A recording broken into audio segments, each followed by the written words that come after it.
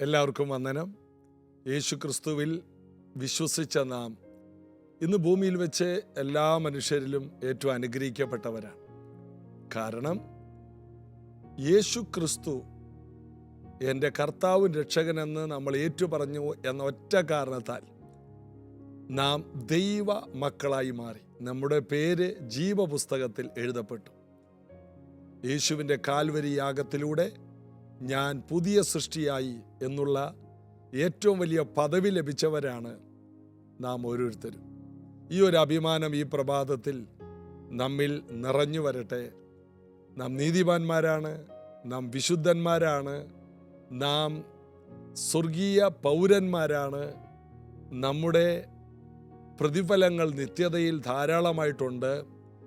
മരണാനന്തര നിത്യതയിൽ നാം ജീവിക്കാൻ വിളിക്കപ്പെട്ടവരാണ് എന്നിങ്ങനെ ഒത്തിരി ഭാഗ്യ പദവികളുള്ളവരാണ് നാം. അതുകൊണ്ട് വരുവാനുള്ള നിത്യ തേജസ് വിചാരിച്ചാൽ ഈ കാലങ്ങളിലെ കഷ്ടങ്ങൾ സാരമില്ലെന്ന് എണ്ണാൻ അപ്പോസ്തലനായ പൗലോസിനെ പോലെ നാം പഠിക്കണം. ഇന്ന് നമ്മൾ നേരിടുന്ന വിഷയങ്ങളെ നമുക്കുള്ള അനുഗ്രഹങ്ങളെ വെച്ച് തുലനം ചെയ്ത് ഇന്നുള്ള പ്രശ്നങ്ങളെ നിസ്സാരമാക്കി കളയണം. പിശാച് കൊണ്ടുവരുന്ന ഓരോ പദ്ധതികളെയും നമ്മൾ വില കുറഞ്ഞതാക്കി മാറ്റണം. എന്നിട്ട് അതിനെ തോൽപ്പിക്കണം. ദൈവത്തിൽ നിന്ന് ജനിച്ചതൊക്കെ ലോകത്തെ ജയിക്കുന്നു. ലോകത്തെ ജയിച്ച ജയമോ നമ്മുടെ വിശ്വാസം തന്നെയാണ്. അങ്ങനെ ഒരു വിശ്വാസത്തിൻ്റെ വലിയ നിറവിൽ ജീവിപ്പാൻ കർത്താവ് നമ്മെ ബലപ്പെടുത്തട്ടെ. ഇന്ന് നമ്മൾ അപ്പോസ്തലപ്രവൃത്തി 14 ഇന്നലെ വായിച്ചു തുടങ്ങിയ ആ ഭാഗത്ത് നിന്ന് തുടരുകയാണ്. ഇക്കോന്യയിൽ അവർ ഒരുമിച്ച് യഹൂദന്മാരുടെ പള്ളിയിൽ ചെന്ന് യഹൂദന്മാരിലും യവനന്മാരിലും വലിയൊരു പുരുഷാരം വിശ്വസിക്കുവാൻ തക്കവണ്ണം സംസാരിച്ചു. മറ്റുള്ളവരിൽ വിശ്വാസം ഉളവാകുവാൻ തക്കവണ്ണം സംസാരിക്കുന്നതും ബൈബിളിൽ നിന്ന് ഒരു ചരിത്രം പറയുന്നതും രണ്ടാണ്. നമ്മുടെ കുറേ കാര്യങ്ങൾ മറ്റുള്ളവരുടെ മുമ്പിൽ അവതരിപ്പിക്കാനുള്ളതല്ല പ്രസംഗം. സുവിശേഷ പ്രസംഗം മറ്റുള്ളവരിൽ വിശ്വാസം ഉളവാക്കണം. അതിനു വേണ്ടിയുള്ള ഒരു ത്യാഗപരമായ ഒരു ശ്രമം നമുക്ക് വേണം. അതിനുവേണ്ടി ഉപവസിക്കണം, പ്രാർത്ഥിക്കണം. കർത്താവേ, ഞാൻ പറയുന്ന വചനം മറ്റുള്ളവർക്ക് വിടുതലാകണം. അതുകൊണ്ടാണ് പൗലോസ് പറഞ്ഞത്, ഞാൻ വായ് തുറക്കുമ്പോൾ സംസാരിക്കേണ്ടും വണ്ണം സംസാരിക്കേണ്ടതിന്, എനിക്ക് വചനം ലഭിക്കേണ്ടതിന് നിങ്ങൾ എനിക്ക് വേണ്ടി പ്രാർത്ഥിക്കണം. ഞാൻ എന്തെങ്കിലും എൻ്റെ അറിവിൽ നിന്ന് പറഞ്ഞിട്ട് കാര്യമില്ല. ഞാൻ വാ തുറക്കുമ്പോൾ നിൽക്കുന്ന ജനത്തിന് കൊടുക്കുവാനുള്ള വചനം എൻ്റെ വായിൽ വരണം. ജനങ്ങൾക്ക് വിടുതലിനുള്ള വചനം എൻ്റെ വായിൽ വരണം. ലോഗോസ് എന്ന എഴുതപ്പെട്ട വചനമല്ല എൻ്റെ വായിൽ വരേണ്ടത്. റീമ എന്ന ദൈവത്തിൽ നിന്ന് പ്രാപിച്ച വചനം എൻ്റെ വായിൽ വരണം. അതിനുവേണ്ടി നിങ്ങൾ പ്രാർത്ഥിക്കണം. ആ പൗലോസൊക്കെയാണ് ഇപ്പോൾ ഇക്കോന്യയിൽ പള്ളിയിൽ ചെന്ന് യഹൂദന്മാരോടും യവനന്മാരോടും അവർ വിശ്വസിക്കുവാൻ തക്കവണ്ണം പ്രസംഗിക്കുന്നത്. എന്നാൽ എന്ത് സംഭവിച്ചു? വിശ്വസിക്കാത്ത യഹൂദന്മാർ അവിടെ ഉപദ്രവം അഴിച്ചുവിട്ടു എന്ന് 2-ാം വാക്യത്തിലുണ്ട്. 3-ാം വാക്യത്തിൽ, എന്നാൽ അവർ വളരെ കാലം അവിടെ പാർത്തു, കർത്താവിൽ ആശ്രയിച്ച് പ്രാഗൽഭ്യത്തോടെ പ്രസംഗിച്ചുകൊണ്ടിരുന്നു. തോറ്റുകൊടുത്തില്ല. കുറേ പേര് എതിർത്തു, കുറേ പേർ വഷളാക്കി, കുറേ പേര് മീറ്റിംഗ് മോശമാക്കി കളഞ്ഞു, അവഹേളിച്ചു. ഇതൊന്നും അവർക്ക് വിഷയമല്ല. അവരെന്തിനു വന്നു എന്നവർക്കറിയാം. അവർ കുറേ കാലം അവിടെ പാർത്തു. എവിടെയാണ് എതിർപ്പുള്ളത്? എവിടെയാണ് സുവിശേഷത്തിന് എതിർപ്പുള്ളത്? എവിടെയാണ് ഇരുട്ട് വ്യാപരിക്കുന്നത്? എവിടെയാണ് സുവിശേഷം ശോഭിക്കാതെ വണ്ണം ഈ ലോകത്തിൻ്റെ ദൈവം വിശ്വസിക്കാത്തവരുടെ ഹൃദയത്തെ കുരുടാക്കിയത്? അവിടെ തന്നെ വളരെ കാലം പാർത്തു. അവർ തോറ്റുകൊടുത്തില്ല. അവരുടെ ദൃഢ നിശ്ചയവും ധൈര്യവും പ്രാർത്ഥനയും ആത്മഭാരവും നിമിത്തം കർത്താവ് എന്ത് ചെയ്തു? അടുത്ത കാര്യം എങ്ങനെയാണ് എഴുതിയിരിക്കുന്നത്? കർത്താവിൽ ആശ്രയിച്ച് പ്രാഗൽഭ്യത്തോടെ പ്രസംഗിച്ചു കൊണ്ടിരുന്നു. അവിടെ പാർത്തിട്ട് അവൻ തൻ്റെ കൃപയുടെ വചനത്തിന് സാക്ഷി നിന്നു. കർത്താവ് തൻ്റെ കൃപയുടെ വചനത്തിന് സാക്ഷി നിന്നു. കർത്താവ് സാക്ഷി നിന്നു. ഇവരുടെ കൂടെ നിൽക്കാൻ ഇപ്പോൾ കർത്താവുണ്ട്. അടുത്തത്, അവരുടെ കയ്യാൽ അടയാളങ്ങളും അത്ഭുതങ്ങൾ ഉണ്ടാകാൻ വരം നൽകി. ചില കാര്യങ്ങൾ കണ്ടില്ലെങ്കിലും മടുക്കരുത്. ചില കാര്യങ്ങൾ കണ്ടില്ലെങ്കിലും പുറകോട്ട് പോകരുത്. അവിടെ തന്നെ തുടരുക. എഗസ്കേൽ അസ്ഥി താഴ്വരയിൽ സംസാരിച്ചതുപോലെ അവൻ അസ്ഥികളോട് സംസാരിച്ചു. എത്ര നേരം സംസാരിച്ചു എന്നൊന്നും അവിടെ എഴുതിയിട്ടില്ല. എന്നാൽ അവൻ സംസാരിച്ചു കൊണ്ടിരുന്നത് നിർത്തിയില്ല. അവൻ സംസാരിച്ചു കൊണ്ടിരിക്കുമ്പോൾ ഒരു മുഴക്കം കേട്ടു. ഒരു ഭൂകമ്പമുണ്ടായി. അസ്ഥി അസ്ഥിയോട് ചേർന്നു. പിന്നീട് നമ്മൾ വായിക്കുന്നു, അവ ജീവിച്ചൊരു സൈന്യമായി എഴുന്നേറ്റ് നിന്നു. കാരണം ശ്വാസമീ നിഹിതന്മാരുടെ മേൽ ഊതുക എന്ന് പറഞ്ഞു. അങ്ങനെ ഈ ശ്വാസമില്ലാതെ കിടക്കുന്ന ഈ മൃതശരീരങ്ങളെ, നേരത്തെ ഇത് അസ്ഥികളായിരുന്നു, ഇപ്പോൾ അസ്ഥിയോട് ചേർന്ന് മാംസം വന്നു, തൊക്കുകൊണ്ട് പൊതിഞ്ഞു, രൂപമായി. എന്നാൽ അവർ ജീവൻ വരാൻ അവർ ശ്വാസത്തോട് പ്രസംഗിച്ചു. എഗസ്കേൽ ശ്വാസം അവരുടെ മേൽ വന്നു. അവർ ജീവിച്ച ഏറ്റവും വലിയ സൈന്യമായി നിവർന്നു നിന്നു.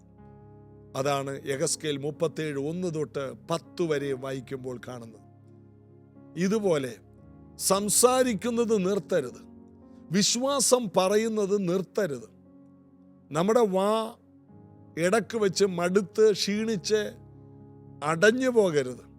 നാം പറയുന്ന വിശ്വാസം അത് അവസാനം വരെ നമ്മൾ പറയണം. വിശ്വാസം തന്നെ പറയണം. വർഷങ്ങൾക്ക് മുമ്പ് എൻ്റെ വീട്ടിലൊരു സ്ത്രീയെ അവരുടെ വീട്ടുകാരൊക്കെ കൂടി വീട്ടിൽ കൊണ്ടുവന്നു. ഒരു രാത്രിയാണ്. വീട്ടിൽ വന്നു. ഭൂതമാണ്.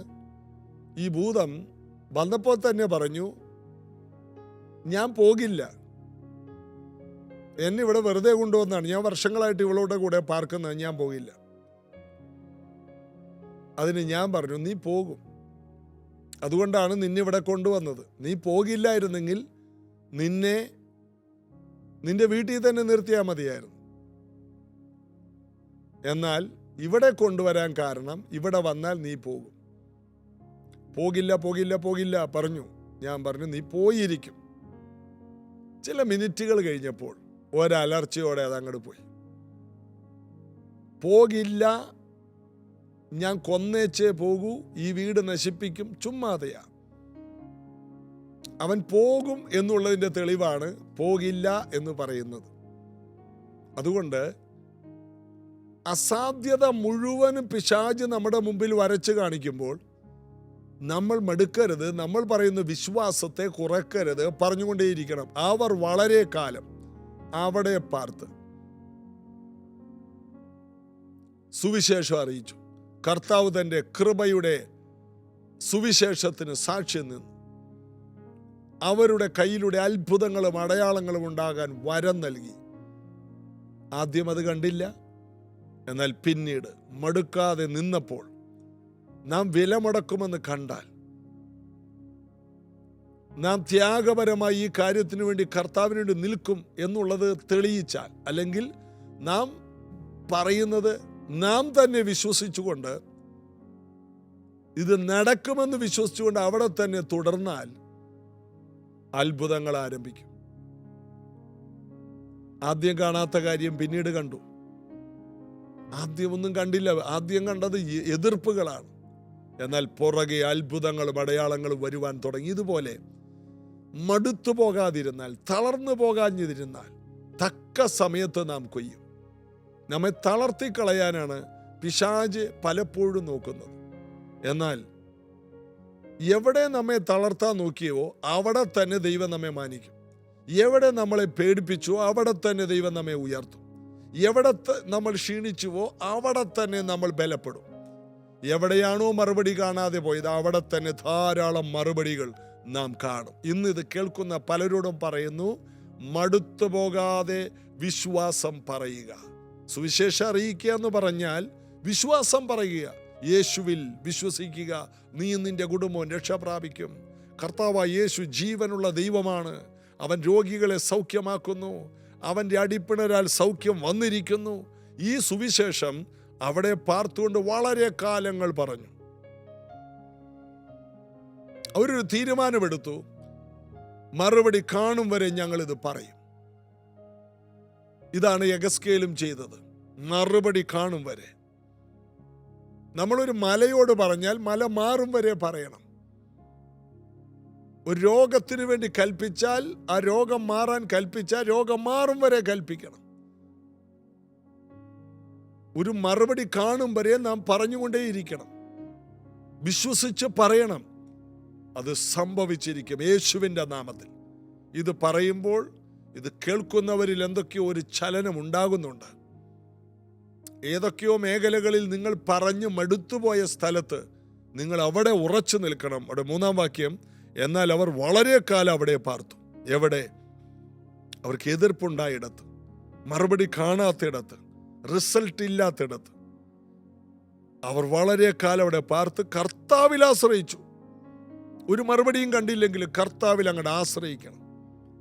പ്രാഗൽഭ്യത്തോടെ പ്രസംഗിച്ചുകൊണ്ടിരുന്നു, പറഞ്ഞുകൊണ്ടിരുന്നു യേശുവിനെ കുറിച്ച്, വിശ്വാസം പറഞ്ഞുകൊണ്ടിരുന്നു. അപ്പോൾ കർത്താവ് തൻ്റെ കൃപയുടെ വചനത്തിന് സാക്ഷി നിന്ന് അവരുടെ കയ്യാൽ അടയാളങ്ങളും അത്ഭുതങ്ങളും ഉണ്ടാകാൻ വരം നൽകി. അത്ഭുതങ്ങളും അടയാളങ്ങളും ആരംഭിച്ചു. ചില മറുപടികൾ കണ്ടില്ലെങ്കിലും നിന്നു പോകരുത്, നിർത്തിക്കളയരുത്. പറഞ്ഞുകൊണ്ടേയിരിക്കുക, സംസാരിച്ചുകൊണ്ടേയിരിക്കുക. അത് സംഭവിച്ചിരിക്കും യേശുവിൻ നാമത്തിൽ. കർത്താവിൽ നമുക്ക് ആശ്രയിക്കാം. ഒരു നിമിഷം നമുക്കൊന്ന് പ്രാർത്ഥിക്കാം. യേശുവേ, അങ്ങയുടെ കൃപയുടെ വചനം, ശക്തിയുടെ വചനം, ജീവന്റെ വചനം, സ്വർഗീയ വചനം, കാര്യങ്ങൾ സാധിപ്പിക്കുന്ന വചനം, ജനങ്ങളുടെ ജീവിതം മാറ്റിമറിക്കുന്ന വചനം, ഈ വചനം പറയുവാൻ ഞങ്ങൾക്ക് കൃപ തന്നല്ലോ. ജ്ഞാനികൾക്കും വിവേകികൾക്കും മറച്ച് ശിശുക്കളായ ഞങ്ങൾക്ക് ഇത് പറയാനുള്ള കൃപ തന്നല്ലോ. ഇടക്ക് വെച്ച് വരുന്ന മടുപ്പുകളെ അതിജീവിച്ച് മറുപടി കാണും വരെ ഈ സുവിശേഷം പറയുവാൻ, വിശ്വാസത്തിൻ്റെ വചനം പറഞ്ഞ് ജനങ്ങളിലേക്ക് ദൈവശക്തിയെ വ്യാപരിപ്പിക്കുവാൻ, തളർന്നു പോകാഞ്ഞാൽ തക്ക സമയത്ത് നാം കൊയ്യുമെന്ന് പറയുന്ന വചനം പോലെ തളരാതെ ഒരു കൊയ്ത്തിനു വേണ്ടി കാത്തിരുന്ന് പറയുവാൻ ഓരോ വ്യക്തികൾ, ഇത് കേൾക്കുന്ന ഓരോ വ്യക്തികളെ സഹായിക്കണമേ. അവരുടെ വീടുകളിൽ പലരോടും സുവിശേഷം പറഞ്ഞിട്ടും അവരാരും വിശ്വാസത്തിൽ വന്നില്ലെങ്കിലും ഇനിയും പ്രാർത്ഥിച്ച് അവരോട് തന്നെ ഒന്നുകൂടി പറഞ്ഞ് കൃപയുടെ വചനത്തിന് സാക്ഷി നിൽക്കുന്ന കർത്താവിൻ്റെ ശക്തിയെ കാണുവാൻ ഓരോരുത്തർക്കും കൃപ കൊടുക്കണം. ഇത് കേൾക്കുന്ന എല്ലാ വീടുകളിലും രക്ഷയുടെ പൂർണ്ണതയുണ്ടാകട്ടെ. ഇവരുടെ ബന്ധുക്കളെല്ലാം വിശ്വാസത്തിൽ വരട്ടെ. അത്ഭുതങ്ങൾ കൊണ്ട് പേടിപ്പിക്കുന്ന കർത്താവിൻ്റെ കരം ഓരോ വീടുകളിലും അത്ഭുതങ്ങളും അടയാളങ്ങളുമായി കർത്താവ് വെളിപ്പെടുത്തണമേ. ഇവർ പ്രസംഗിക്കുന്നിടത്ത്, ഇത് കേൾക്കുന്നത് ഒരു സുവിശേഷകനെങ്കിൽ, ഒരു പാസ്റ്ററെങ്കിൽ, ഒരു പ്രോഫറ്റെങ്കിൽ, ഒരു പറയുന്ന വചനം പോലെ തന്നെ റിസൾട്ട് വരട്ടെ. റിസൾട്ട് വരും വരെ പറയാനുള്ള ശക്തി അവരുടെ മേൽ വ്യാപരിക്കട്ടെ. മറുപടി കിട്ടും വരെ വിശ്വാസം പറയുന്ന, വചനം പറയുന്ന ദൈവശക്തിയെ ഈ മക്കളുടെ മേൽ പകരണമേ. മടുപ്പിൻ്റെ ആത്മാവിനെ ഞാൻ യേശുവിൻ നാമത്തിൽ പുറത്താക്കും. എല്ലാവരുടെ അഭിഷേകം ജ്വലിക്കട്ടെ, കൃപകളും വരങ്ങളും ജ്വലിക്കട്ടെ യേശുവിൻ നാമത്തിൽ. ആമേൻ. നമുക്ക് വിശ്വസിക്കാം. എവിടെ നമ്മൾ തളർന്നുവോ അവിടെ തന്നെ മടുക്കാതെ പറയുക. കർത്താവിൻ്റെ കരം കാണുക തന്നെ ചെയ്യും. കർത്താവ് അനുഗ്രഹിക്കട്ടെ. ഇന്ന് നമുക്ക് രാവിലെ പ്രൈസ് ജനറേഷൻ ചർച്ചിൽ വെച്ച് 10:30 ഉപവാസ പ്രാർത്ഥനയുണ്ട്. വരിക, അനുഗ്രഹിക്കപ്പെടുക. നാളെ നമുക്ക് ഒരുമിച്ച് ഇതേ സമയത്ത് കാണാം. God bless you. എല്ലാം മുട്ടും മടങ്ങും, എല്ലാം നാവും പാടിടും, യേശു മാത്രം കർത്താവ്. എല്ലാം മുട്ടും മടങ്ങും, എല്ലാം നാവും പാടിടും, യേശു.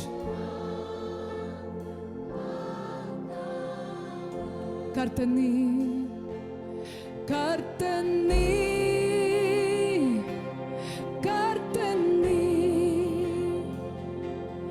മരണത്തെ ജയിച്ചെഴുന്നേറ്റവൻ